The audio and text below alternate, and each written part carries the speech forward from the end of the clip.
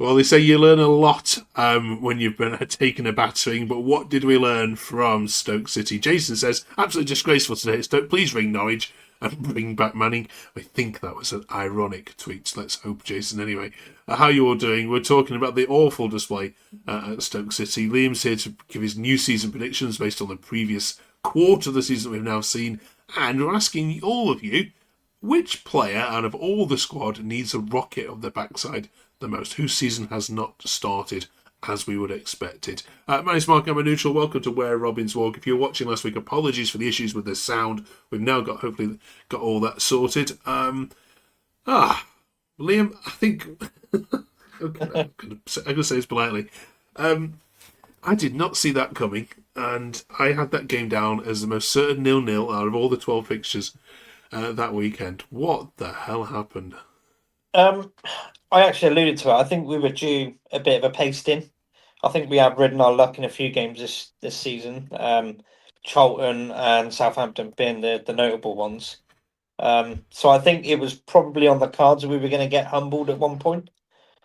So just so happened. Hopefully, there's just a bit of a blip, and we can bounce back tomorrow night against Blackburn. It's weird you say that because our Stoke City fans say Bristol City made more chances than our previous three home opponents, Birmingham, Derby, and whoever it was, combined. So it wasn't that it was just a Stoke that just Stoke were clinical. I think I could be being very harsh towards Stoke. They had to take their chances, but having seen it back, they didn't do anything special to score those goals. The only goal that was notably any good was probably their fourth one. If you dissect the goals, bit by bit, I think the first goal, if Borges didn't need to jump into the tackle, he got rolled too easily. Then Dickie's not covering the front post, and Vitek's come out with his feet instead of his hands. You could elude any one of those three to sort of point the finger at for that first goal. So that was a soft goal. The second one, well, I'm not even going to bother talking about the second goal. Um, the third one, we had four players stood round mine off as he bent it in the far corner. It's not one of them put a foot in. So again, it's bad defending. The fourth goal, okay, he's run from his own half, but to me, if he's getting past Viner, take a yellow card. I know he's on four bookings, but then he gets to Dickey at the edge of the area. Dickey just sort of half-heartedly puts a foot in. Just clear it. Just clear him out. Take the Yeah. man and the ball. And then the fifth goal was just, again, Dickey played a pass knee height to Zach Viner. What's he going to do with it at knee height? So I could be being overly harsh towards Stoke. Yes, they took their chances, but they didn't do anything special to create those chances. It was all defensive errors for me. Oh yeah. But Uh, I think we put the kibosh on Viner last week. No, not Viner, sorry, the goalie last week, because we were saying how brilliant he was. yeah, I mean, every keeper makes mistakes. It's one of those positions where you're either a hero or you're a villain. And hopefully, I mean, I think he's got enough credit in the bank to allow one howler. Definitely. Yeah. But it was a hell of a howler. He didn't. I don't understand why he comes sliding out. The ball was rolling to him. He just had to pick it up. Yeah. So why he comes sliding out for it, I don't know. But even still, a calamity. Yeah, let's look at some more. Then TBC says we were terrible today. End of. No hiding place. Shocking. Sometimes you just need a reality check. Yeah, and we got one today. This one says Alex says we're still in the top six considering our injury list and our lack of options up front. However, we need to bounce back against Blackburn, of course, on Tuesday. Yeah. I mean, people won't mind. I mean, yeah, you pay your money, you concede 5 goals, but people generally won't mind if this is just a one-off. But how important is it now to put a couple past Blackburn? I think it's massively important. The next two games for the international break, we've got Blackburn Tuesday night, and then quickly followed up by Watford on Friday. Um, I think it's imperative that Watford. I think they've got one of the best home records in the league at the They moment, have, yeah. Yeah. so that's not going to be an easy game. Um, Blackburn, they beat Leicester 2-0 quite comfortably, I'd say, on Saturday. So I don't think either game's going to be particularly easy or any dead cert to which way it's going to go. But I think we have to. It's all about how you bounce back. As long as we don't go on a run now where we don't win for 3 or 4, I think we'll be okay. Yeah, I think it's gone in our favour that Middlesbrough got battered at the weekend. Coventry lost. I mean, the only team to win I know Preston won their level points, but it's only affected with us and Stoke switching places in the top six. yeah, yeah. So But in that sense, it wasn't that bad what we got battered on Saturday. It's yeah, just the scoreline doesn't quite read true to yeah, what the game was. yeah. Undefeated away as well, and then that happens. Yeah, Just yeah, not yeah. one for those that back to draw anyway. Put it that way on his coupon. Right. Chris says absolutely terrible, but not being able to rotate is being hard on the players. I'm afraid defeats are going to be inevitable, especially for all the injuries. Obviously, though, we didn't expect this Tinian, etc. Now you're us. So more directions here I, towards but the thing those is, above Liam. I think it's such a cop out. We signed 5 players in the summer. So how people can say we haven't been backed and all this sort of stuff is baffling beyond me. We knew the budget wasn't going to be entirely there come the summer because of what we spent last season. So unfortunately, we haven't got an owner in Steve Lansdowne that is just going to pump millions and millions and play devil's advocate with it as such. We tried that once and it failed, and it really set us back a few years. So I don't think it's down to the board that have shafted us. I think the injuries. Every club's got injuries, but we've got. I was speaking to someone about it earlier. We've got arguably 6 or 7 of those players that are injured could make a claim to play and to be in that starting Yeah, 11 every week. yeah, But on the flip side, I think my only downfall with Struber at the moment, he's not rotating because he doesn't feel he can. mm, But he's going to have to. Otherwise, Atkinson got injured on Saturday, and it looks like he said it's going to be a few weeks because it looks like a hamstring injury. Now, at some point, he's going to have to rotate.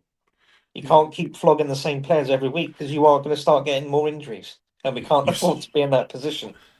you said before you don't think he trusts his No, his his, his B squad. it doesn't seem like he does. I know he's put a couple of the younger lads in there now, and Ollie Thomas came on and peek over, and they both made their debuts now.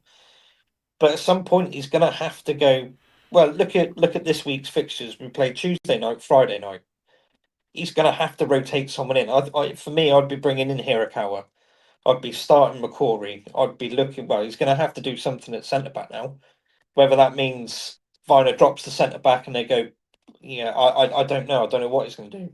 Whether he puts Roberts straight in alongside or brings Borges back into the back three and then puts Hirakawa on at wing back or McCory.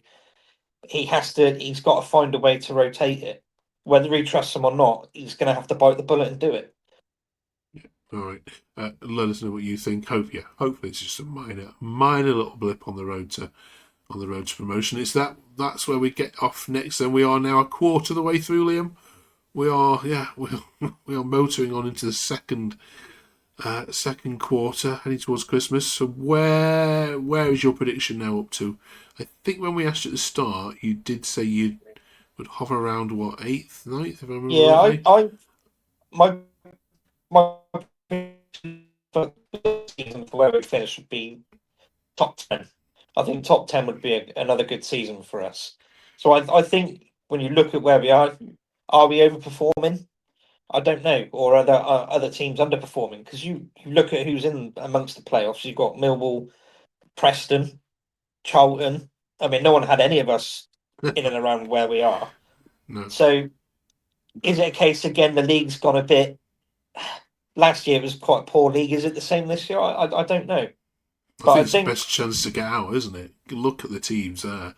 yeah. All of But those there's playoff still opponents are beatable, aren't yeah. I mean, but then so are we because that got proved at the weekend they? that we lost to Oxford and QPR, and both those teams have had blips, and both those teams are nothing special either. So that's the wonderful thing about Championship.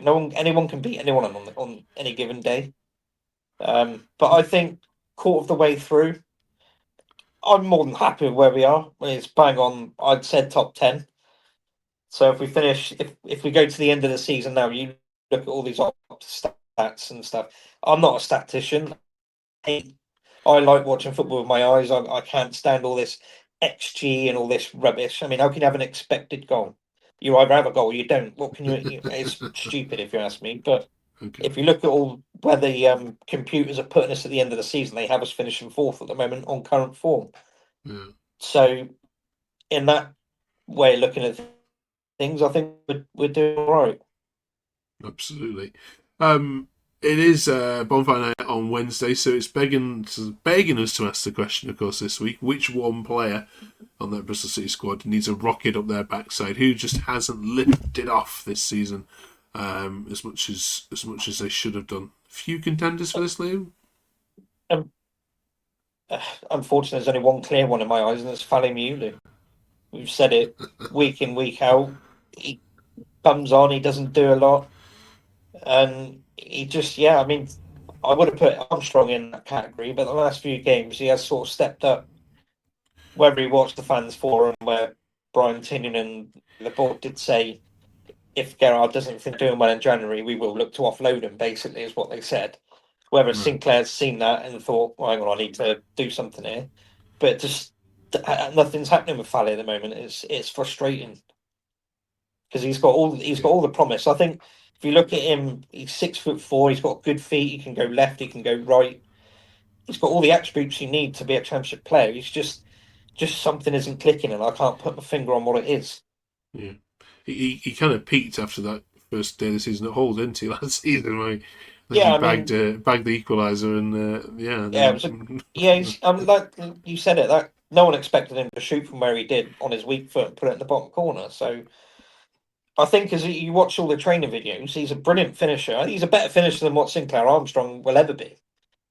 But Armstrong seems to have that work rate that Bewley yeah, probably hasn't got. So it's how do you get the best of him? I don't know. But I honestly think he's probably got. Well, so what we're beginning of November, probably the next 6 7 weeks. If he doesn't really start showing something, I think that is the last we'll ever see of him in a City shirt. I think yeah, he'll be gone come January. shame.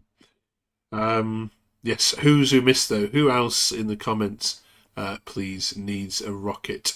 Thanks so much. Finally, we'll be doing the A to Z of Bristol City. You're on your own this week, Liam. Your team have deserted you for the hardest letter. Have you got anybody for the letter E, please? Yeah, it's gonna be Marvin Elliott. Yeah, Loved watching him grow up until timing as well. recently. Yeah, until recently, he was our record appearance holder in the championship. Yeah, Brilliant, brilliant midfielder, brilliant orthodox box to box. Could put a tackle in, could play with the ball. He could score goals when he needed to. So yeah, he was a fan favourite. He was really good for yeah. us. And there'll be a mark, I think, of his passing at the Blackburn game. Is that right? That was Marvin Brown. Yeah, Marvin that's Brown. Marvin Sorry. Brown. Yeah, Right. Yeah. Okay. So we need yeah, to mention that, of course, as well. That sadly, since we recorded this last, that yeah, yeah. Yeah, it Marvin was only sadly passed away. So it'd yeah, it be was only a few days after we spoke to it, wasn't it? Bless him. yeah, yeah, we recognise that. So yeah, all our love goes to his family. Brilliant. Thank you, Liam. Let us know who Liam has missed in the comments below, and we'll see you next week after 2 games in 4 days on a stretch squad. Ooh, how's this going Bring to it go? on. We will see. Yeah. Thanks so much for watching. Do drop us a like and subscribe if you haven't yet done so already. 15 to 20 minutes of Bristol City chat coming in your ears every single week. Thanks for watching.